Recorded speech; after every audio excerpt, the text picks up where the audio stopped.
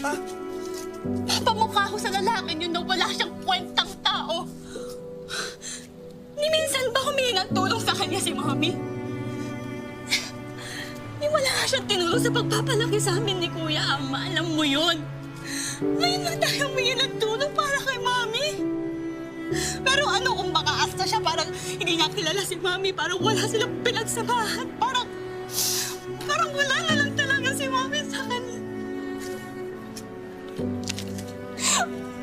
Wala na nga siyang kwenta, wala pa siyang konsensya. Tama na. Tama na. Aba, hindi. Ilang taon na natin siyang pinapatawad at hinahayaan lang.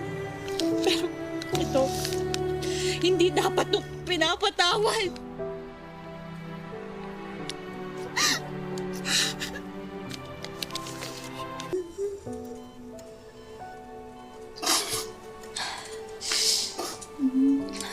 Mami, sabi mo, panoodin mo pa ako mag-perform sa stage. Sige ka, pag di ka bumangon, magkukwit ako. Oo, magkukwit ako. Aalis na lang ako, hindi na lang ako magpipipapayag doon kasi para saan ba?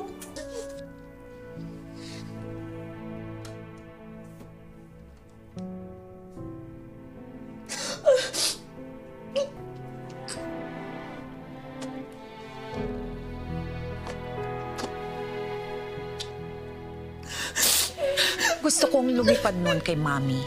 Baka pagdating ko sa amin, may magsabing mali ang balita sa akin. Buhay pa siya.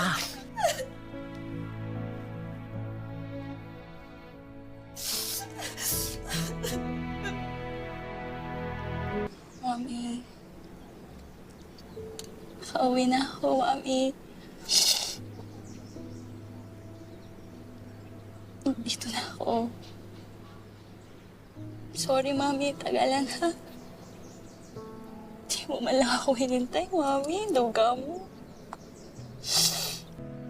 Mami, hindi ko kaya na wala ka, Mami.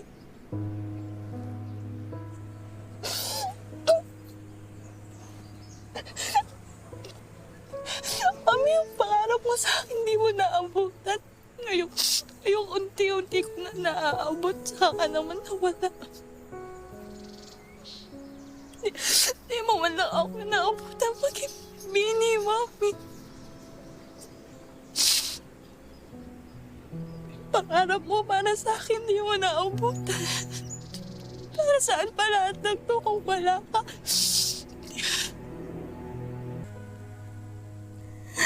Ang dami mo pang sinasabi sa akin, ikaw palang unang aalis. Tugaw mo talaga.